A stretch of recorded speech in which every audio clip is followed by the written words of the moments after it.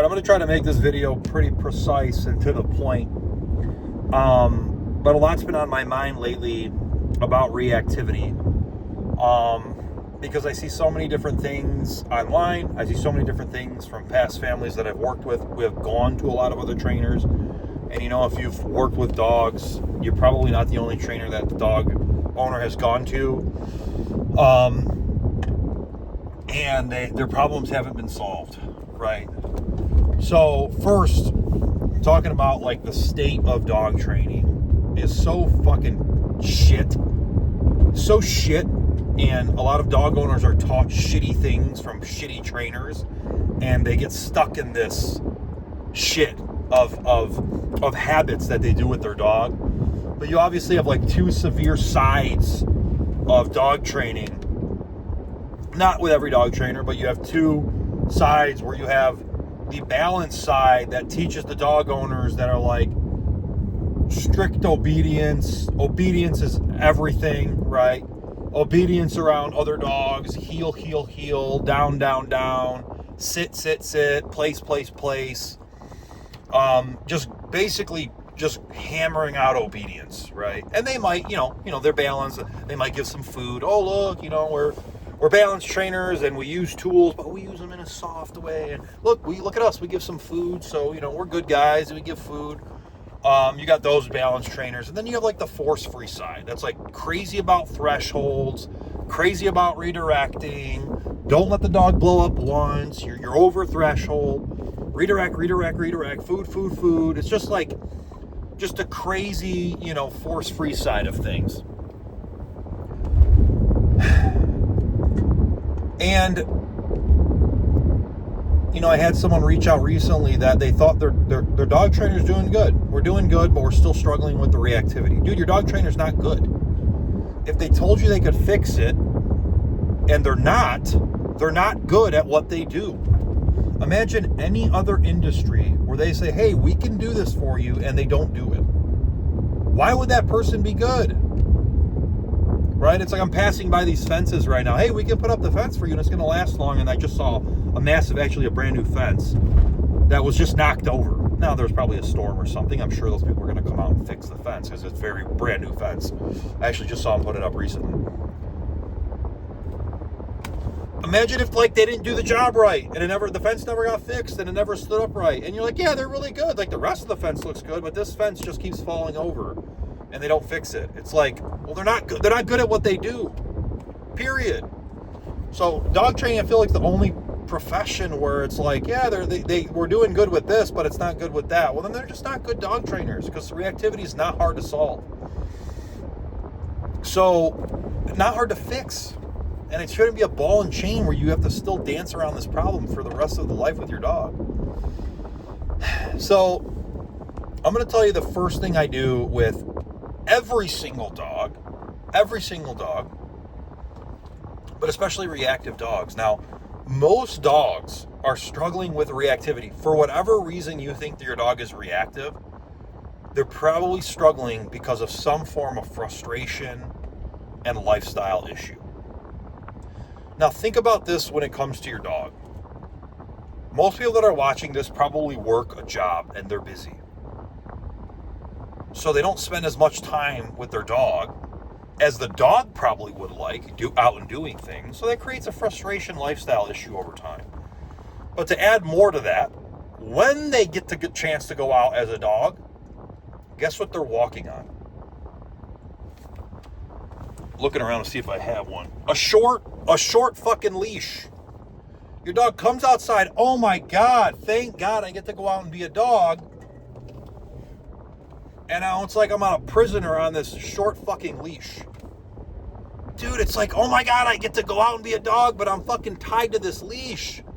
Ugh, this blows. Right? And that just creates frustration. The dog never gets to be a dog. So what I do, and what significantly reduces, sometimes completely solves the reactivity in a few weeks, I put the dog on some form of long leash. Almost always a retractable leash if I'm walking through the neighborhood or I'm walking through a park, not in like the field, the grassy area of the park. I'll throw the dog on a really long 60-foot long line, 50, 60, 70, 80-foot long line. I literally use this rope here, and I create my own long leash. And I can control how long I want it to be. I just cut it, and I sometimes tie it right to the dog's collar, or I'll do a special knot to a dog buckle, and I'll just make my own leash. But I put the dog on a long leash, and guess what happens? One, the dog's lifestyle improves, because the little bit of time they get to go out, they're like, holy shit, I have some freedom. I can explore. I can move a little faster. I can get some steam out. I can sniff over here, and I can go over here, and I can just be a dog for the little bit of time that I get to go out with my human per day, because they're busy and they work. So, oh my God, I get to go outside and I get to be a dog. Amazing. That feels good to the dog. Lifestyle immediately improves. The other thing is the dog actually has options. They have choices, which they don't have on a short leash. They have choices. They can see a dog that they maybe feel a type of way about, maybe investigate that dog, maybe feel a type of way, and they can, hey, maybe I'm going to go this way and explore. Maybe I'm going to move away from that dog. Or maybe I'm going to go sniff this tree line when that dog is over there. Right? So they have options. And sometimes, many times, I let dogs blow up in the beginning of training. Go ahead, blow up, bark all you want, do your thing. The dog barks. Now, that's not with every dog, but they blow up, and then a few times they blow up after, a week or two, and they go, like, what the fuck am I doing? And then they just go explore and sniff instead, and they go, this is cooler. This alternative option is actually more fun. Now, that's not with every single dog, but a lot of times that is. Right? They just choose the alternative option. Like they got that out. It's like not a thing anymore. And then they're just like, yeah, let me just do this instead. And they have that option because they have the room to do that on some form of a long line, whether it's a long line or a retractable leash. Now, when you're doing this, have common sense. Like, assuming everybody watching this has common sense. Don't point blank run up to another dog. Like, have some distance. If you're going to a park and the walkway is here, maybe go over here in the grass and, like, stay away from the dog. That way, even if you're not as good with the retractable leash and, like, getting control with it, clicking the button, you know that, hey, it's 16 or 26 feet and you're further than that, so that even if you aren't spot on with your timing, the dog hits the end of the leash and they're not going to run up to the other dog. Like, have some common sense. But, I have a dog in my program right now, Archer. He's an Australian Shepherd, and he's very reactive towards dogs and people. And I haven't even really addressed the reactivity so much. We've played, the lifestyle is better. He's got quality outlets to express himself, and he has more freedom on the retractable leash. The first week or so, he was like so crazy coming out on the leash, because he had more freedom, and he's kind of getting crazy. He's like, wow, this is the first time I've had this. It's like a prisoner that's in jail, in prison, and they see like the fence, there's an opening to run out, and they're like, oh my God, they're gonna seize that opportunity. They get so excited. This is just a random example I'm thinking of. Not all prisoners, but they might take that opportunity and book it.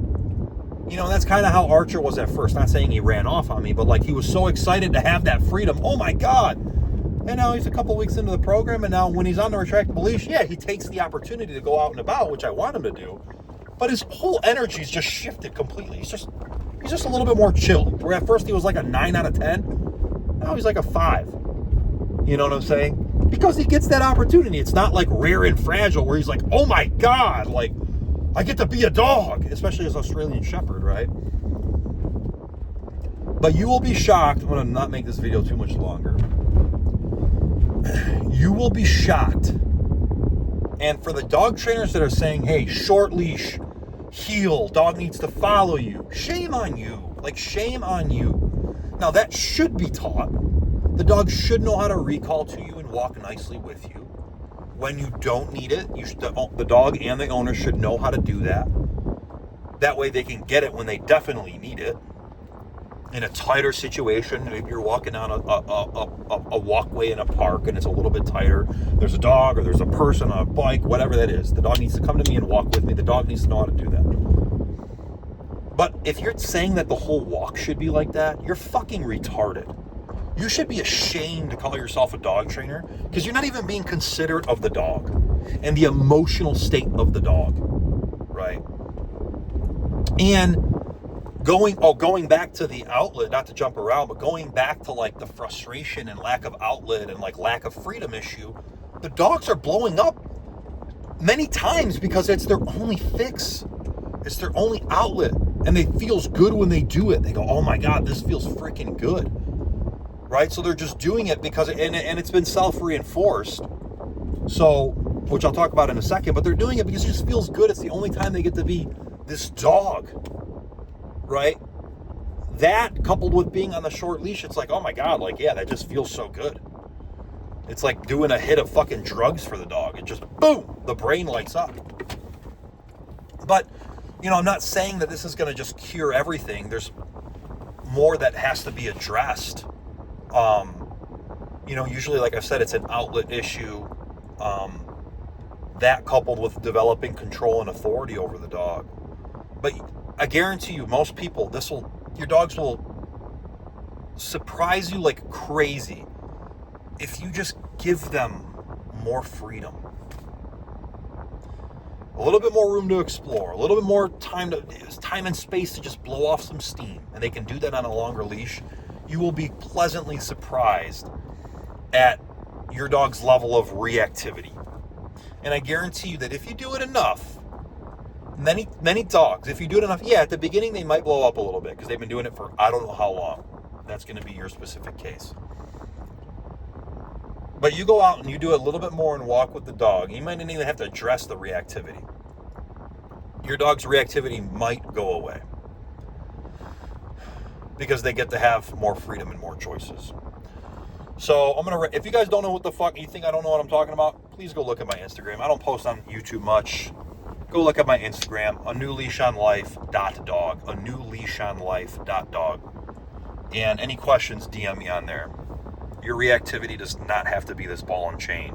You do not have to work threshold drills forever.